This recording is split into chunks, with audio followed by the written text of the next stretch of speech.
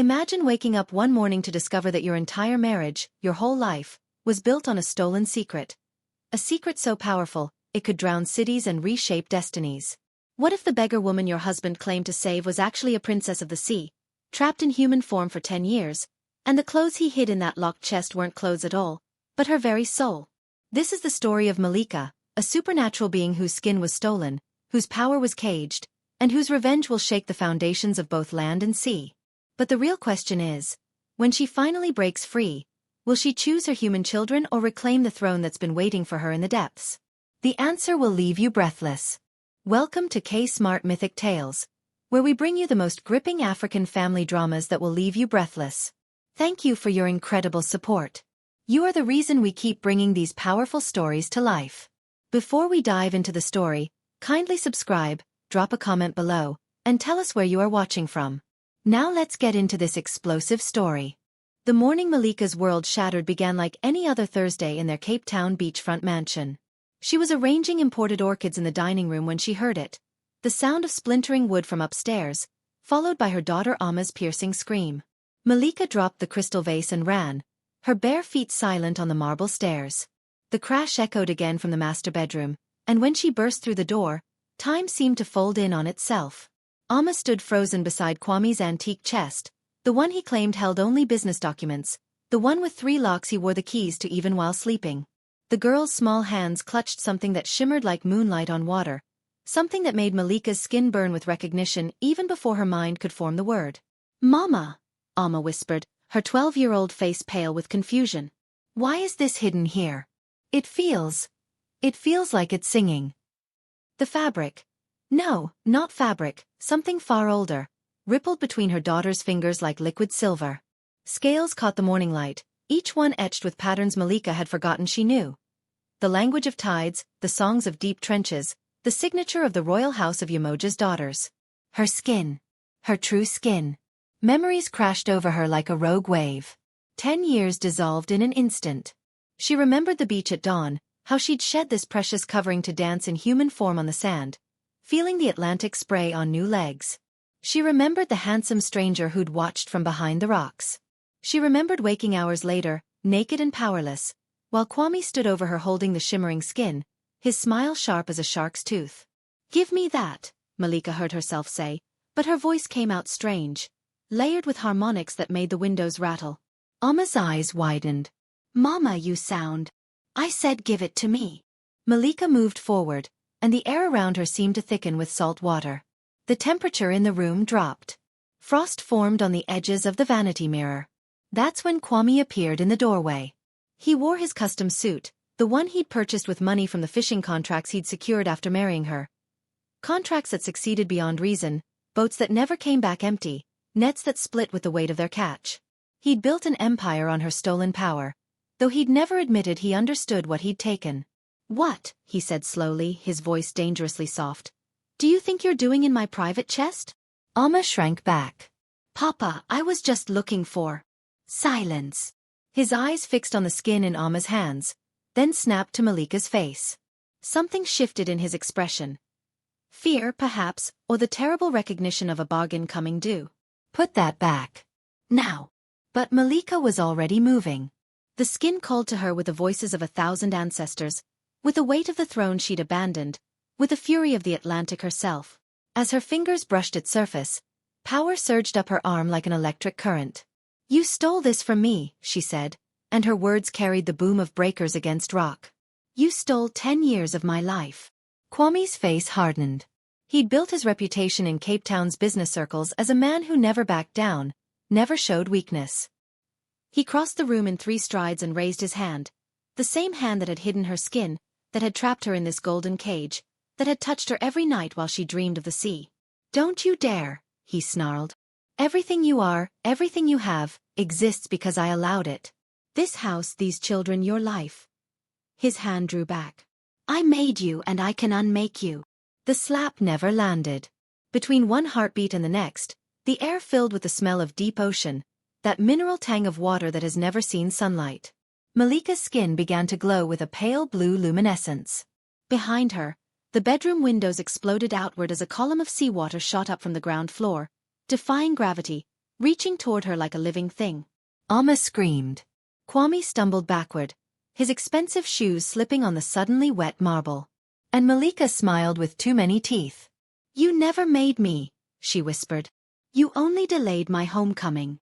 What would you do if your whole marriage was based on a lie? Hit like if you believe in karma, and tell me where you are watching from. Comment below if you think Malika should reclaim her power. And don't forget, things are about to get even more shocking." 10 years earlier, the beach near Camps Bay had been empty that morning, which was why Malika had chosen it.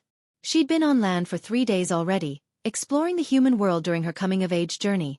The traditional week when young sea royalty were permitted to walk among surface dwellers, to understand the realm they would one day help govern. She'd hidden her skin beneath a cluster of rocks at the high tide line, marking the spot with a circle of shells. The transformation always left her breathless. The moment when her seal-sleek form dissolved into human flesh, when gills became lungs, when her consciousness compressed from the oceanic vastness into the tight confines of a landwalker's mind. Dancing had become her favorite human activity. The way a body could move without water resistance, the feeling of sand between toes, the strange lightness of existing in air, it was intoxicating. She'd spun and leaped along the water's edge, laughing at her own clumsiness, falling and rising again. She never saw Kwame approach. Never heard his footsteps. Never suspected that anyone would dare violate the ancient laws that protected her kind. When she'd finally returned to the rocks, exhausted and exhilarated, the shell circle had been disturbed. Her skin was gone. Panic had struck her like a physical blow.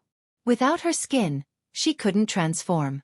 Without her skin, she couldn't call for help in the languages only sea folk understood. Without her skin, she was stranded. Looking for this? She'd turned to find him standing on the rocks above, her skin draped over his arm like a trophy. Even then, she'd noticed how carefully he held it. Not with reverence, but with the calculated grip of someone appraising stolen goods. "Please," she'd begged, covering her nakedness with her arms. "You don't understand what you've taken. I need that to go home."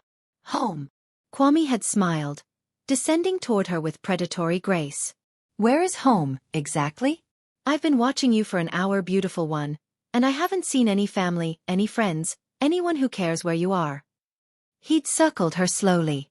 "In fact, you look very much like someone who has nowhere to go. No identity papers, no money, not even clothes." The truth of it had made her throat tight. Her family wouldn't expect her for 4 more days. The transformation took her too far from her people's territory for them to sense her distress. She was alone, vulnerable, trapped. "I have money," Kwame had continued, his voice taking on a gentle, reasonable tone. "I have a home. I have connections that could help a woman in your unusual situation. I'm a successful businessman. I could take care of you. I don't need. Look at you." His interruption had been sharp. "Naked, alone, confused. The police would have questions you can't answer. Immigration would be very interested in someone with no documentation. I'm offering you a solution." She'd hated how logical he made it sound. Hated how her human lungs struggled to pull in enough air. Hated the tears that came too easily in this fragile form. "Just give it back," she'd whispered. "Please. I'll leave. You'll never see me again." But Kwame's eyes had gone flat, and she'd recognized the look. She'd seen it before in the eyes of sharks circling wounded prey. "I don't think so. You're going to come with me. You're going to let me help you." And in return, he'd held up the skin, letting it catch the light. "This stays safe. As long as you're cooperative." The word had hung between them like a blade. That first year had been a careful dance of psychological warfare. Kwame had installed her in a small apartment, bought her clothes, taught her to navigate human society. He'd been patient, almost kind, as he systematically isolated her from anyone who might help. He'd invented a backstory for her. An orphan from a rural village, uneducated, grateful for his charity. By the time he proposed marriage, she'd been so ground down by loneliness and fear that she'd actually considered it a kindness. At least as his wife, she'd have status. Security. Perhaps, eventually, a chance to search for her skin. The wedding had been lavish. 200 guests at the Mount Nelson Hotel, champagne fountains, a 7-tier cake. She'd worn white and smiled for cameras while her soul screamed. That night, Kwame had made love to her with the triumph of a man who'd won a particularly difficult negotiation. She'd conceived Amma 3 months later. The pregnancy had changed something in her. Feeling life grow inside her human body had created a tether she couldn't break. Part of her would forever remain on land now, bound by blood to this world. When Amma was born, Malika had looked into her daughter's eyes and seen flecks of gold that reminded her of sunlight on deep water. Her second child, Kofi, had come 2 years later. With each birth, she'd felt herself splitting further. Torn between the mother she was becoming and the princess she'd once been. But always, she'd dreamed of the ocean. In sleep, she'd swim the continental shelf, hunt in abyssal trenches, dance in the phosphorescent gardens of the deep kingdom. She'd wake with salt tears on her face and her husband's arm heavy across her chest, pinning her to the bed like an anchor. The worst part wasn't the captivity. It was how she'd started to forget. Human years eroded her memories the way waves wore down stone. Sometimes she'd catch herself thinking in only one language, or going days without longing for the sea. Sometimes she'd look at Kwame across the dinner table and almost believe his version of their story, that he'd saved her, that she should be grateful. But then she'd see the locked chest in his closet, and she'd remember. The skin was still there, still calling. And she was still a prisoner. She'd just learned to pretend otherwise. Until this morning. Until Amma found the key, stolen from Kwame's jacket while he slept, and opened the locks. Until the girl with sea gold in her eyes pulled out her mother's true self and held it up to the light. Until everything Malika had buried came flooding back. Now, standing in the bedroom with water swirling around her ankles and her husband's hand frozen in mid-strike, she felt the years of docile submission slew away like dead skin. The ocean had never forgotten her, even when she'd almost forgotten herself. The debt was about to come due. And Kwame, for all his cunning, had never understood what he'd truly stolen. He'd taken a princess. And princesses don't stay stolen forever. The water had receded as quickly as it had appeared, leaving the bedroom floor drenched and Kwame trembling against the dresser. Malika had forced herself to pull back, to contain the power that wanted to burst from her like a tidal bore. Not yet. Not while her children were still so close. She'd taken the skin from Amma's shaking hands and held it against her chest, feeling it pulse in rhythm with her heart. Go to your room, she told her daughter gently. Take Kofi. Don't come out until I call you. Amma had fled, casting one terrified glance back at her father before disappearing down the hall. For 3 days after that, an uneasy truce had settled over the house. Kwame went to work but came home early, watching Malika with the wary attention of a man who discovered his pet dog was actually a wolf. She kept the skin with her always now, wrapped in silk and hidden in her clothing, feeling its warmth against her ribs. Neither of them spoke about what had happened. But the children felt it, the tension that made the air thick, the way their parents circled each other like strangers.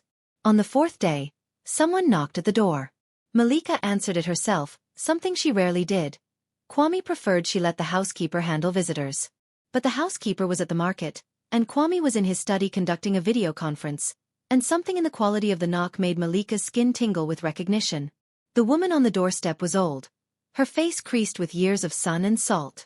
She wore simple clothes, a faded wrap dress, worn sandals, but she stood with the bearing of someone who bowed to no authority. Her eyes were the deep gray of storm clouds over the ocean. Princess Malika, the woman said, and the title hit Malika like a slap. I've been searching for you for a very long time. Malika's hand went instinctively to her ribs, feeling the hidden skin. Who are you? May I come in? The woman didn't wait for an answer. She stepped past Malika with the confidence of someone who recognized no barriers, bringing with her the smell of kelp and deep currents. We should talk before your husband returns. How did you find me? Malika closed the door, her heart racing. The old woman settled into a chair without invitation, her eyes scanning the luxury around her. The marble floors, the crystal chandelier, the imported furniture, with obvious disdain. You've been gone for 10 years. Your mother has aged 100. Your father. She paused, something flickering in her expression. Your father declared war on the human coast 3 years ago when you didn't return.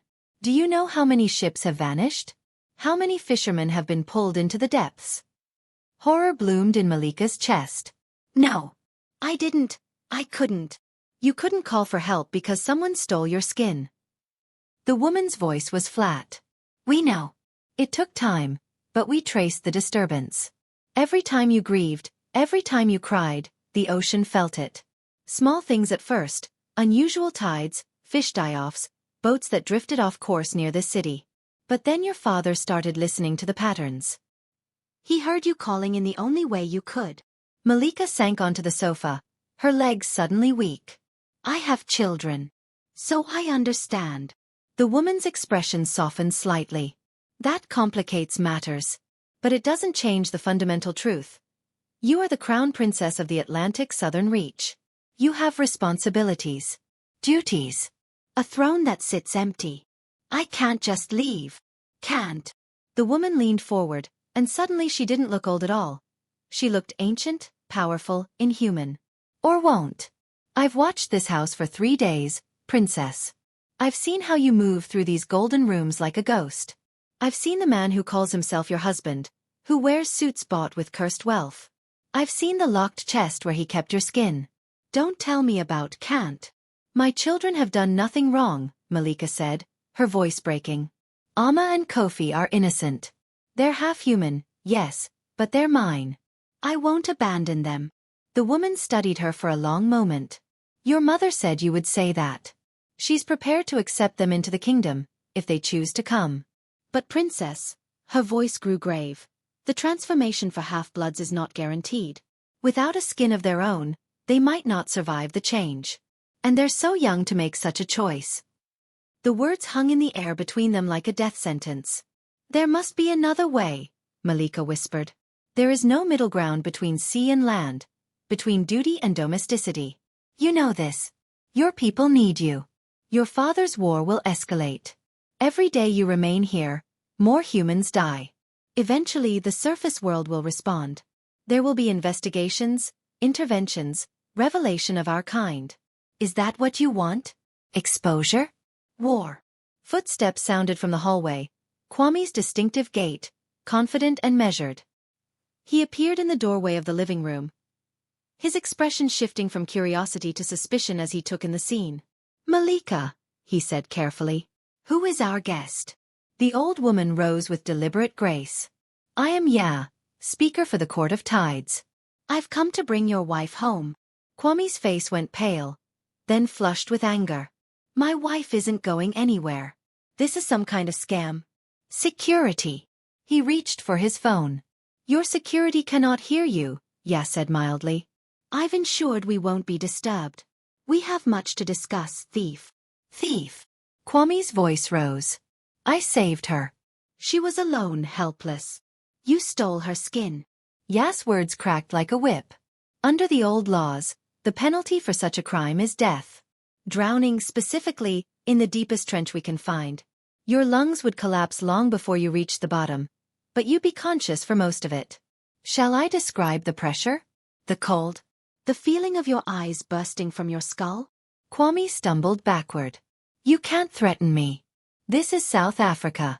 We have laws. Police. Do you? Ya smiled, showing too many teeth. Tell me, how do you explain your sudden wealth to these police? The fishing contracts that never fail? The business deals that always work in your favor? You've been living on stolen magic for a decade, building an empire on a foundation of captivity and rape. Yes, she said as Kwame flinched. That's the word for it. Rape. When you hold someone prisoner and force them to submit, what else would you call it?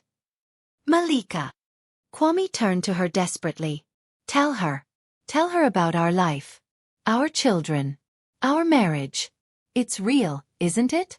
You love me, don't you? The question hung in the air. Malika looked at this man who had dominated her life for 10 years.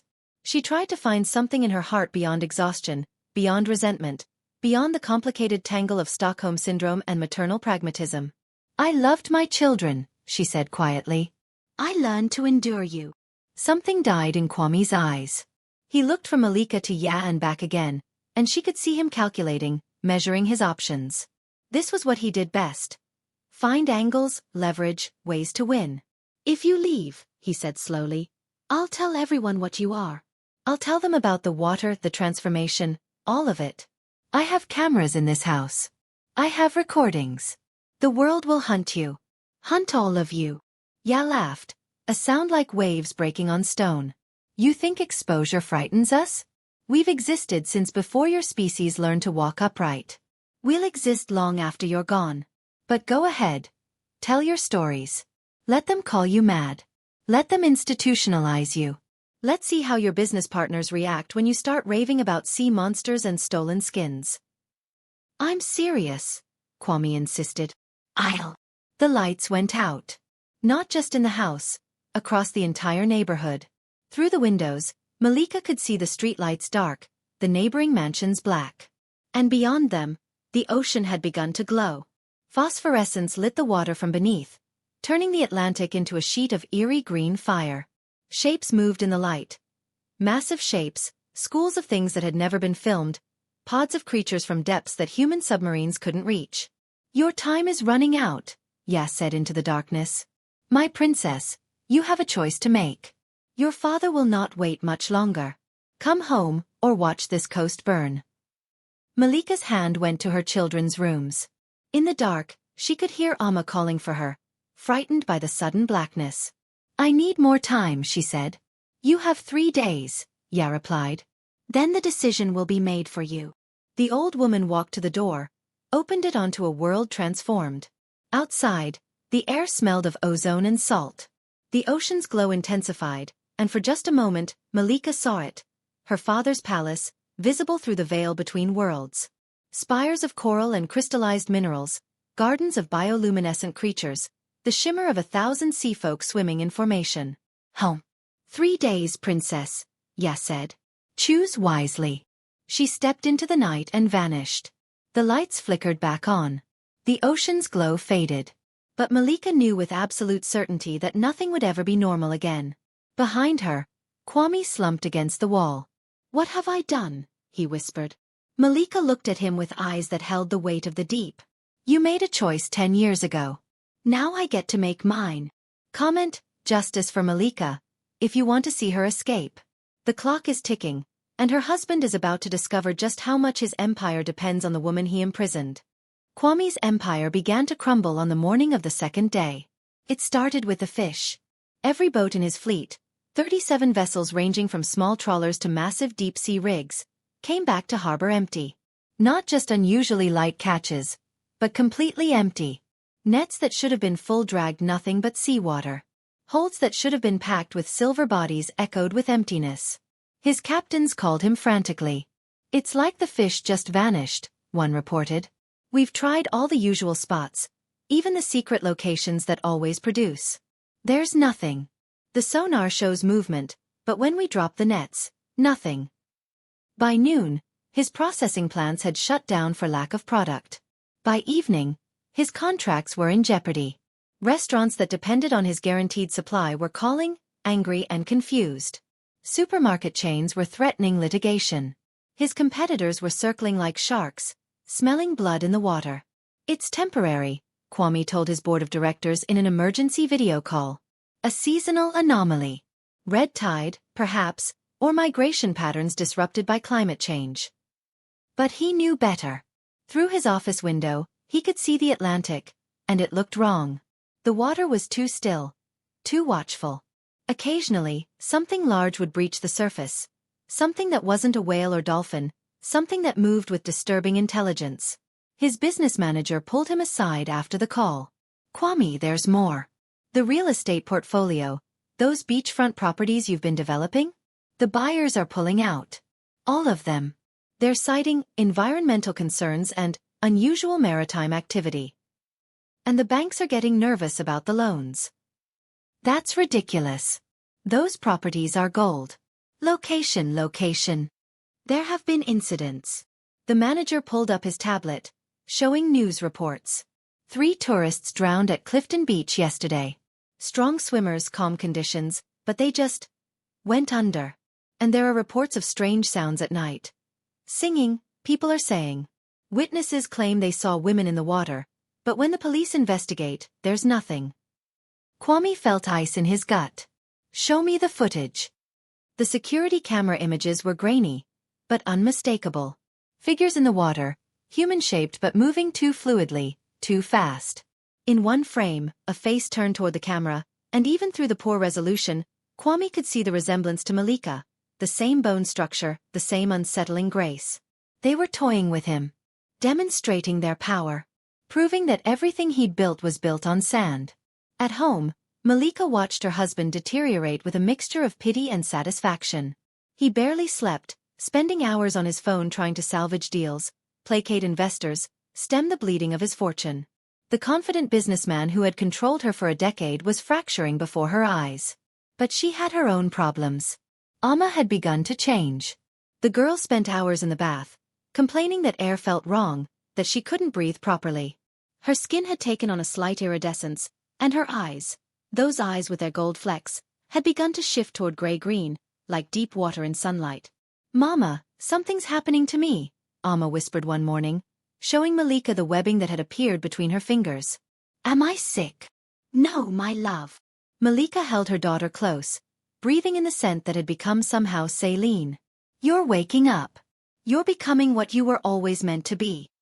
"I don't understand." How do you explain to a 12-year-old that she's half-sea creature? That her father stole her mother's skin and trapped her on land? That she has a grandfather who rules an underwater kingdom and is currently at war with the human race? "I'll tell you everything," Malika promised. "But first, I need to show you something."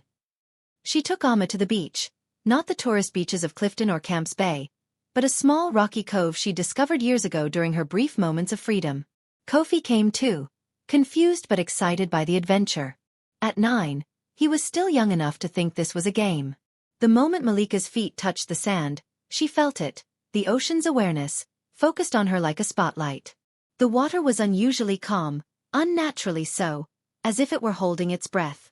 "Watch," she told her children. She unwrapped the silk bundle she'd brought, revealing her skin.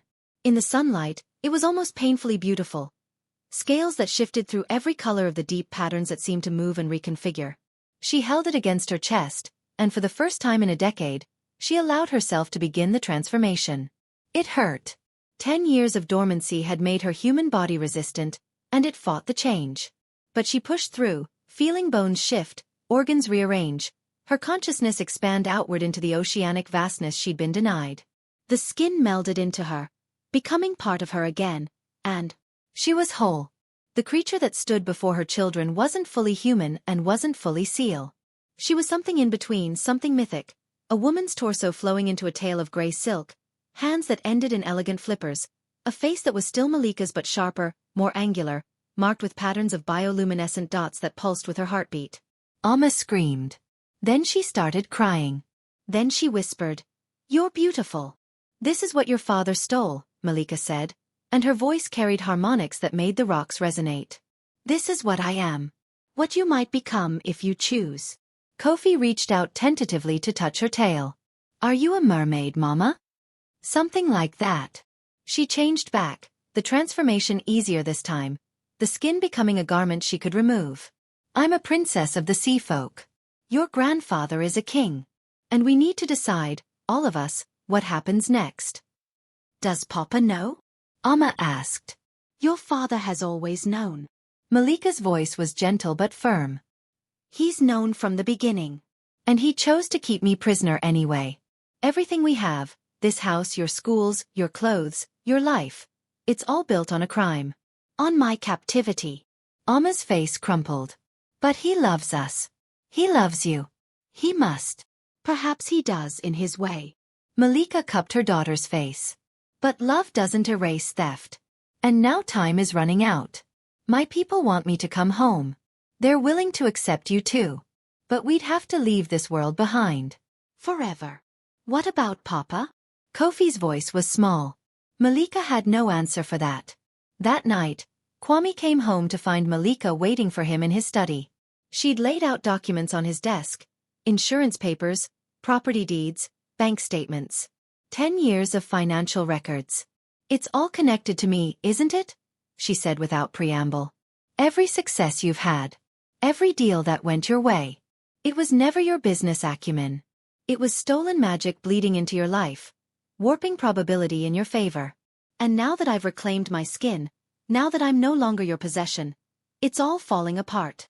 Kwame slumped in his chair. He looked decades older than his 45 years. Yes. Did you know?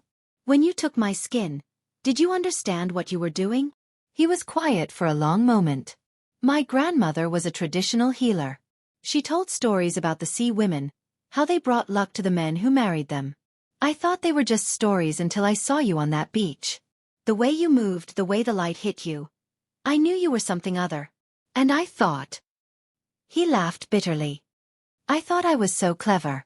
That I'd found a shortcut to success. You enslaved me. I saved you, he protested weakly. You had nothing. No one. I gave you a life. You gave me a cage. Malika's voice was flat. And now your cage is crumbling. The question is, what are you going to do about it? Kwame looked up at her, and for the first time in 10 years, she saw him clearly. Not as a villain or a husband, but as a man who had made a terrible choice and was only now understanding the consequences. Fear had driven him. Fear of being ordinary, of staying poor, of never being special. So he'd stolen specialness from someone else. Let me go, Malika said quietly. Acknowledge what you did. Free me properly, with no threats, no recordings, no attempts to maintain control. Do this one decent thing, and I'll ensure your business recovers. Not to the heights you reached with stolen magic, but enough. Enough to rebuild honestly. And the children? That's their choice. And yours. She moved toward the door, then paused. You have 1 day left, Kwame. Tomorrow night, Ya returns for her answer. I suggest you spend the time deciding what kind of father you want to be. The kind who cages his family, or the kind who sets them free. She left him in the darkness of his study, surrounded by the monuments to his hollow success. Outside, the ocean sang. And in the deep, her father's armies waited. The third day dawned gray and cold, unusual for Cape Town summer. Mist rolled in from the ocean, so thick that the mansion's windows looked out onto nothing but white. The moisture felt alive, pressing against the glass like something searching for entry. Malika woke to find Amma sitting on her bed, fully dressed, her small suitcase packed beside her.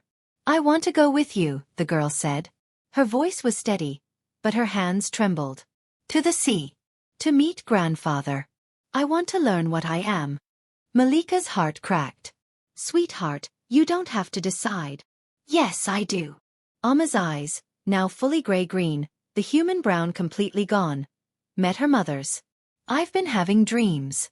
Grandfather speaks to me. He shows me the palace, the gardens, the schools where sea children learn. He says I have a place there. That I'm wanted. Your father. Papa is afraid. Amma's voice was older than her 12 years. He's afraid of losing us, afraid of being alone, afraid of facing what he did. But I can't stay because he's afraid, Mama. You taught me that.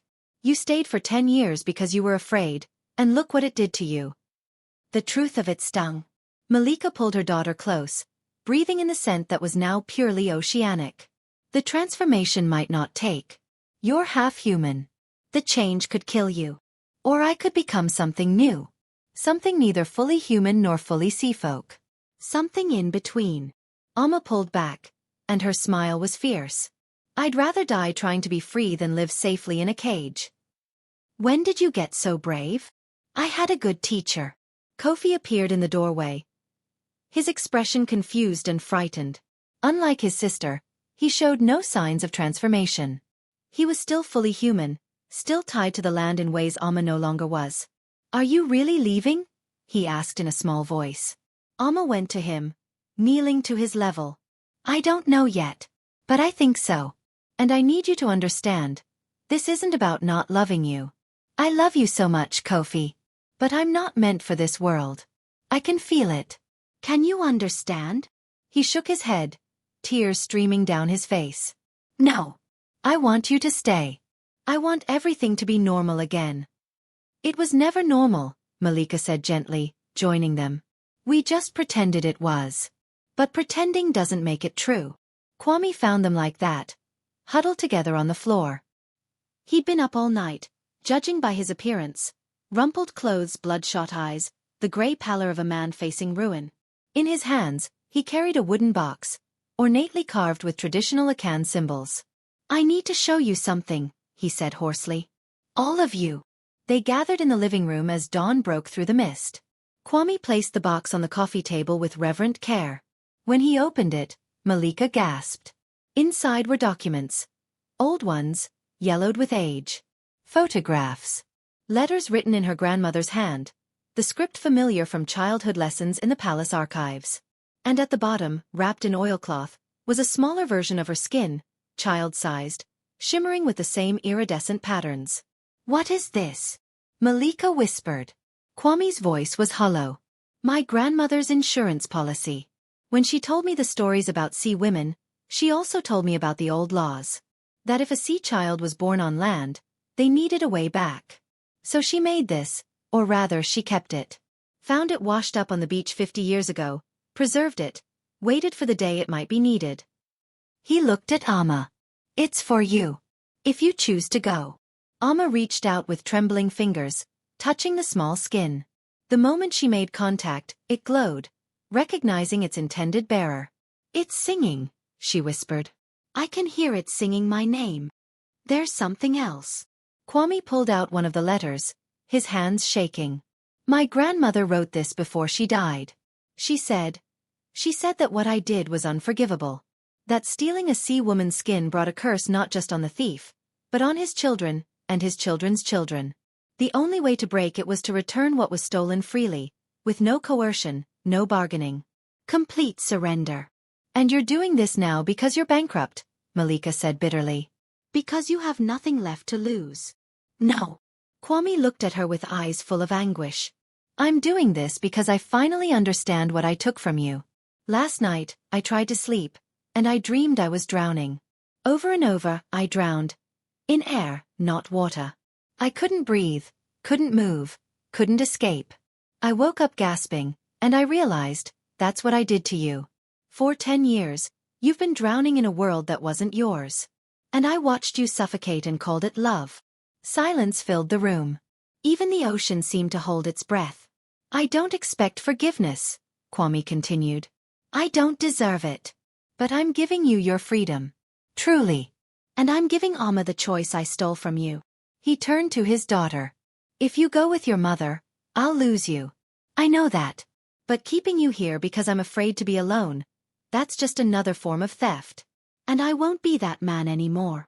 Amma looked from her father to her mother, tears streaming down her face. "What about Kofi?" "Kofi is human." Kwame pulled his son close. "Fully human. He belongs here with me. If he wants to." He looked down at the boy. "Do you?" Kofi buried his face in his father's chest. "I want my family together. Why can't we all stay together?" "Because some things can't be fixed," Malika said gently. "Some choices have consequences that can't be undone. Your father made a choice 10 years ago, and I'm making one today. But Kofi," she knelt before him, "this isn't about you being less loved. You are my son. My heart. But your sister needs something I can't give her here. And I need to go home. Can you understand that?" "No," Kofi sobbed. "But I'll try." The moment broke Malika. She'd thought she had no tears left after 10 years of captivity, but watching her son's pain opened a well of grief she hadn't known existed. This was the real cost of Kwame's theft. Not the years she'd lost, but the family that would fracture because of it. A knock at the door interrupted them. They all knew who it was. Ya entered without waiting for an invitation, bringing with her the smell of storm surge and kelp. She surveyed the scene, the weeping children, the exhausted father, the princess caught between worlds, and her ancient eyes softened slightly. "The time has come," she said. "What is your decision, princess?" Malika stood, holding Amma's hand on one side and Kofi's on the other. For a moment, she stood at the center of an impossible equation, trying to balance love and duty, past and future, land and sea. "I'm going home," she said finally. "And Amma is coming with me, if she still chooses to." "I do," Amma said firmly. "But," Malika's voice strengthened, taking on the command she'd been born to wield, "I have conditions. Kofi will be allowed to visit. Once a year, on the summer solstice, he may come to the boundary waters and spend time with his sister. No harm will come to him. No tricks, no theft, no curse. I want this oath sworn on the crown of tides." Ya's eyebrows rose. "That's quite a demand. Your father may not agree." Then my father will face his daughter's challenge to the throne. I am his heir. I have that right. And I will exercise it to protect my son. A smile ghosted across Ya's face. There's the princess we remember. Very well. I will carry your terms to the king. But we must leave now. The tide turns in 1 hour, and the portal will close. 1 hour, Malika repeated. She turned to Kwame. Thank you. For finally doing the right thing. It doesn't erase what you did, but it matters. Kwame nodded, unable to speak. Malika gathered Kofi into her arms one last time, memorizing the weight of him, the smell of his hair, the sound of his heartbeat. I love you, she whispered. Never doubt that. And I will see you again. Every summer solstice, I promise. Your sister and I will be waiting for you. Will you be a seal? Kofi asked through his tears. Sometimes. Sometimes I'll be this form. But I'll always be your mother. Amma hugged her brother fiercely, then her father. I'll write to you, she told Kofi. I'll find a way. Yeah, there are ways to send messages between worlds, aren't there? There are, Ya confirmed. If one knows the old paths, then I'll learn them. Amma squared her shoulders. I'm not abandoning you, Kofi. I'm just going to school in a different country. The analogy was imperfect, but it seemed to help. Kofi nodded, wiping his eyes. They left the mansion as the mist lifted, revealing a perfect summer morning. The beach was empty, the water calm and inviting. Malika, Amma, and Ya walked to the water's edge while Kwame and Kofi followed at a distance, knowing they couldn't go further. Are you afraid? Malika asked her daughter. Terrified, Amma admitted, but also excited. Is that wrong? No, my love. That's exactly right. Ya waded into the water first, and as she did, her form shifted, the old woman becoming something sleek and powerful, a seal with gray storm-colored fur and eyes that held centuries of wisdom. She called out in a language Malika had almost forgotten, and the ocean answered. The water began to glow, that same phosphorescent light from 3 nights ago. Shapes moved beneath the surface, her father's escort, come to bring the lost princess home. Malika helped Amma with the small skin, showing her how to drape it, how to let it merge with her body. The girl gasped as the transformation began, her human form flowing into something new. She wasn't fully seal. Her human blood wouldn't allow it. Instead, she became something hybrid, beautiful and strange. A girl child with seal's eyes and patterns of silver scales along her arms and legs, webbed fingers, a tail that was almost but not quite fully formed. It doesn't hurt, Amma said wonderingly. Mama, I can breathe the water. I can feel it talking to me. Malika transformed beside her, and for the first time in 10 years, she felt complete. Her consciousness expanded outward, touching the minds of the escort, feeling the vast network of her people stretching across the ocean. She was home, even before she'd left the shore. She turned back once to look at Kwame and Kofi on the beach. Her husband raised his hand in farewell or apology or acknowledgement. She couldn't tell which. Her son waved frantically, trying to be brave. I love you, she called, and the words carried on the wind and water. Always. Then she and Amma dove beneath the waves, following Ya into the glowing depths. The water closed over them like a benediction, and they swam toward the shimmer on the horizon, the gateway to the kingdom that had waited 10 years for its princess to come home. Behind them on the shore, Kwame held his weeping son and watched the water until the last gleam of phosphorescence faded. He'd lost everything, his wealth, his wife, his daughter. But in losing, he'd finally found something he'd never had before: honor. And in the deep, swimming through gardens of bioluminescent creatures toward a palace of coral and crystal, Malika felt her heart split cleanly in two. Half still on the beach with the son she'd left behind, half surging forward toward the throne that awaited her. This was the price of freedom. This was the cost of justice. And as she swam through the gates of her father's kingdom, welcomed by the songs of 1,000 seafolk, she understood that some choices didn't have happy endings. They just had true ones. Did she make the right choice leaving her son?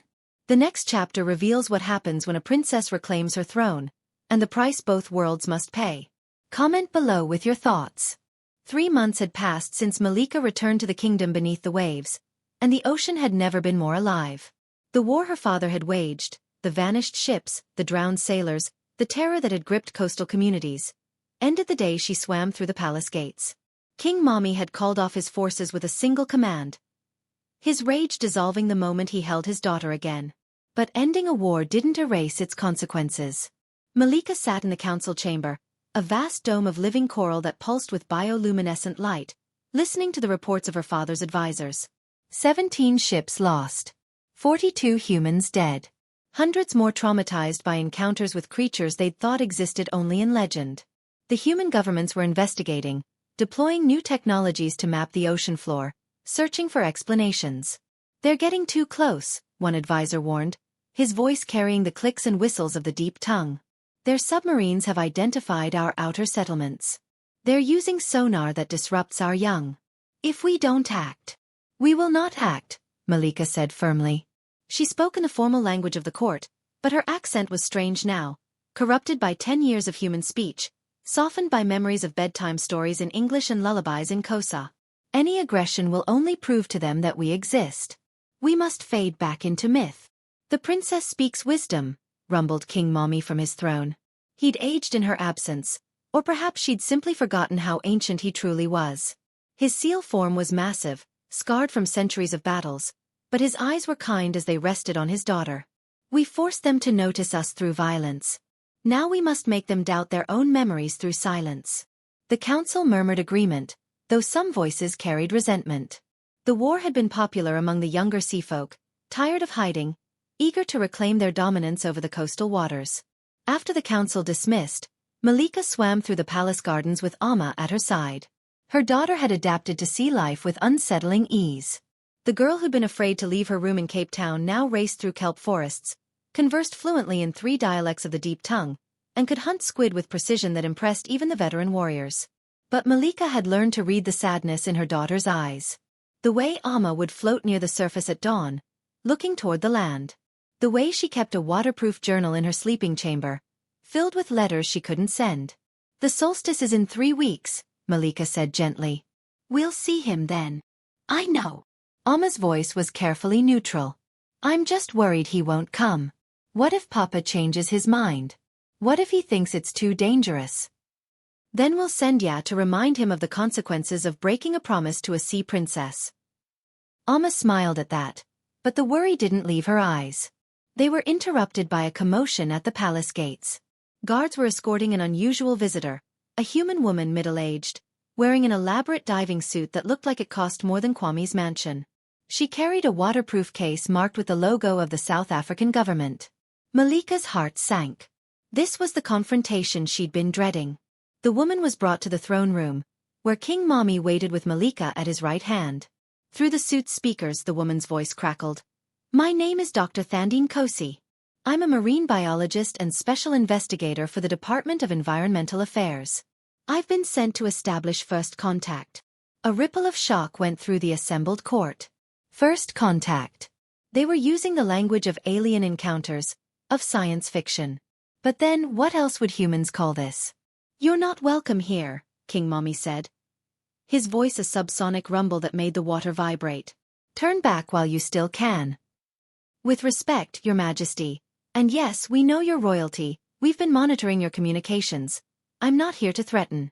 I'm here to negotiate. Dr. Nkosi opened her case, pulling out a tablet that somehow worked underwater. You've been attacking our ships. Killing our people. We need to understand why, and we need it to stop. It has stopped, Malika said, swimming forward. She transformed as she moved, taking her hybrid form, human enough to seem less alien, sea folk enough to command respect. The war is over. There will be no more attacks. Dr. Nkosi's eyes widened behind her faceplate. You speak English. You look almost human. I was human for 10 years. Malika's voice was cold.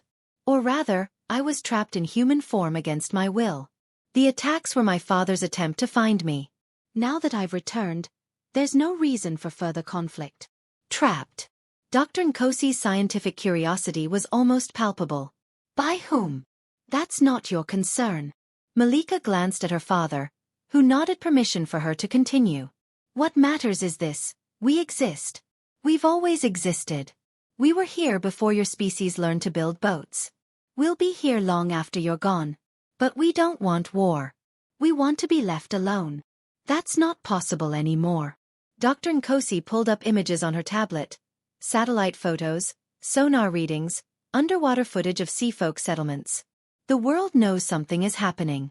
There are 27 nations conducting investigations. Private corporations are funding expeditions. You can't put this back in the box. Then what do you propose? King Mommy asked. A treaty.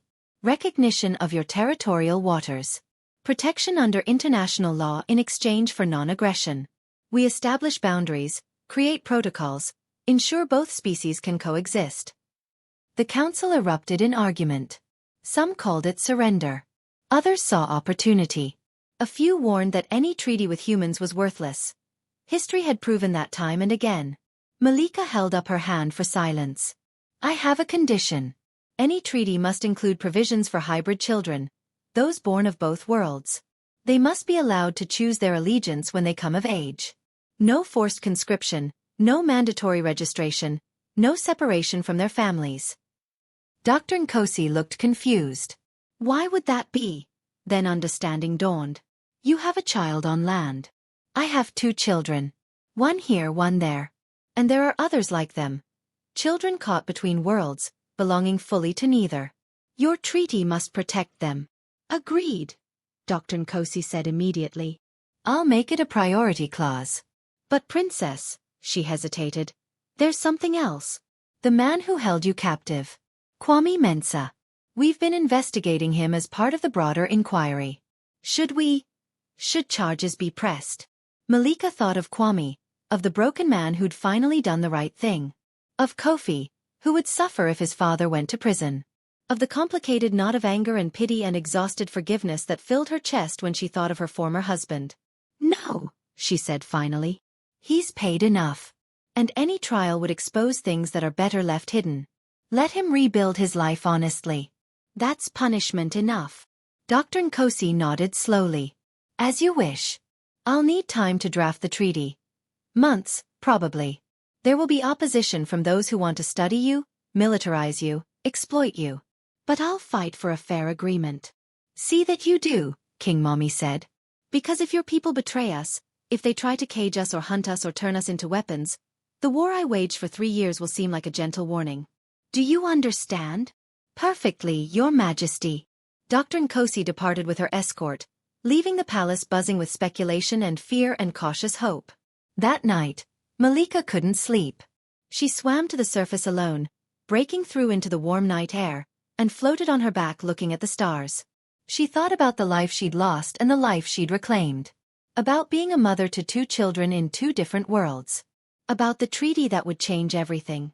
About Kwame, alone in his mansion with a son who looked at him differently now. Footsteps sounded on the nearby beach. Malika turned, transforming quickly, swimming toward the shore with her heart hammering. It couldn't be. The solstice was still weeks away. But it was Kofi, wading into the water with Ya standing guardian behind him. I couldn't wait, her son said simply. Papa said I could come early. Just for tonight. Just to make sure you were really okay. Malika transformed the rest of the way, becoming fully human for the first time since her return. It hurt. The ocean didn't want to let her go, even temporarily, but she pushed through. She stumbled onto the beach and pulled Kofi into her arms, both of them crying, holding each other like they'd drown if they let go. You came, she whispered. You actually came. I'll always come, Mama. Always.